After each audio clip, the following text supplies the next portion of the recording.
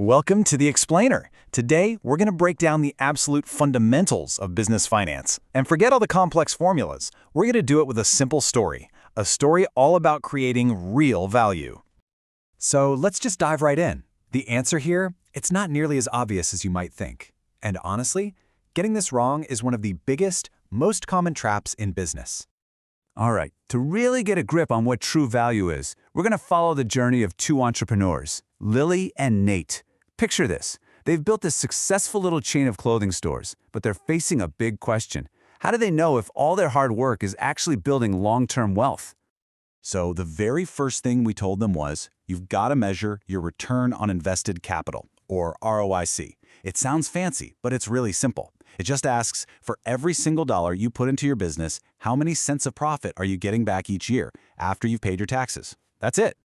And when they did the math, wow, they got an impressive 18% return. Think about that. They'd put $10 million into their stores, and that capital was working hard for them, generating a fantastic return. And this was fantastic news. But why? Well, because it was a full 8% higher than what they could have gotten just by parking that same money in the stock market, which would have been about 10%. They were beating their opportunity cost. And that, right there, is the very first sign that you're actually creating value. But you know how it is, just when things are going well, a new challenge pops up. They soon faced a classic problem. That feeling I think a lot of entrepreneurs get. You look over your shoulder and you see a competitor who seems to be growing way faster than you are. In this case, it was their cousin, Logan, and he was always talking a big game, bragging about his aggressive expansion plans, his profits were shooting up, and it really made Lily and Nate nervous. They started to second-guess their whole steady approach. Were they being too cautious? Missing out? Okay, I know this looks a little complicated at first glance, but it tells a really simple and powerful story. See, on the left, Logan's profits are definitely climbing. That's what he was bragging about. But the charts on the right, they revealed the hidden truth. To get that growth, he was just throwing money at the problem, so inefficiently that his return on capital and, crucially, his actual cash flow were both just tanking. And that brings us to such a crucial point. Growth for the sake of growth is not the goal. It has to be profitable growth. I mean, think about it. If you have to invest $2 just to get $1 of profit back, you're not really growing. You're just getting bigger while actively destroying value. Okay, so they managed to dodge that unprofitable growth trap. But their next challenge? Oh, it was even harder. It's a question every leader faces at some point. How do you justify a really great long-term idea that's going to make you look bad for a few years before it finally pays off? Their brilliant new idea was something they called Lily's Emporium.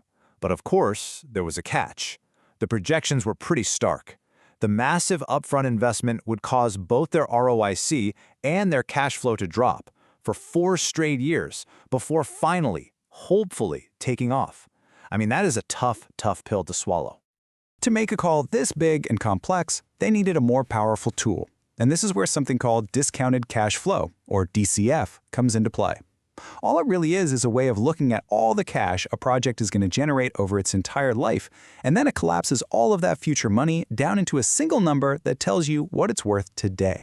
And that DCF analysis, it made the decision crystal clear. If they just stuck with their current plan, their business was worth about $53 million. Not bad. But if they were brave enough to take that short-term hit to launch the Emporiums, the total long-term value would jump all the way to $62 million. This was the data they needed. It gave them the confidence to make the right long-term call. All right, so they made the right call on the Emporiums. Now their focus shifted. How do we maximize the value of the entire company? And this led them to another really tricky question. They noticed some of their stores had a lower ROIC than others. So should they just close them down to make the company's average look better on paper? So they looked at the numbers and they saw this fascinating trade-off. Check it out. If they closed those weaker stores, their average ROIC would totally go up from 18 to 19%. Looks good, right? But look at that last column. Their total economic profit, we're talking about the actual dollars of profit, would actually go down. The lesson here is absolutely critical.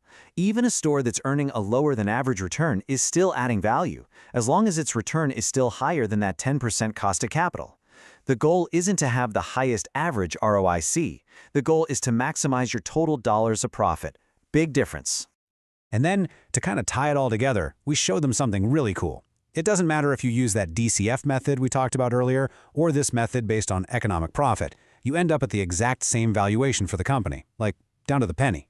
They're basically just two sides of the same coin, different ways of looking at the same fundamental value. So their success with the Emporium concept was a huge home run. So big, in fact, that it led them to their next major step, taking the company public. And this, of course, meant they had to learn a whole new game, navigating the complex world of the stock market. Here's the number one thing you have to understand about the stock market. Investors are not paying for what you did yesterday. They couldn't care less. They're paying for what they expect you to do tomorrow and the day after and the year after. A stock price is really just the market's collective bet on your company's future. And what that means is getting a good return for your shareholders isn't just about doing well. It's about doing better than expected. If you perform exactly as well as everyone thought you would, well, your stock price isn't really going to go anywhere. To get those great returns, you have to consistently surprise the market. You have to beat expectations. Okay, so after this whole long journey, from a small chain of stores all the way to a public company, what were the core lessons? The really fundamental, unshakable things that Lily and Nate learned about creating value. You know, their entire experience, all of it, from dealing with Cousin Logan to launching the Emporiums and going public, it really all boils down to these 5 fundamental rules. It starts with that basic idea of earning more than your cost of capital, and it ends with understanding that once you're in the public markets, the name of the game is managing and ultimately exceeding expectations. And that leaves us with one final thought to take away. I want you to think about your own business, or maybe your career, or even your personal investments. Your strategy might be driving growth, but is it actually creating value? Are you sure you're measuring the right things?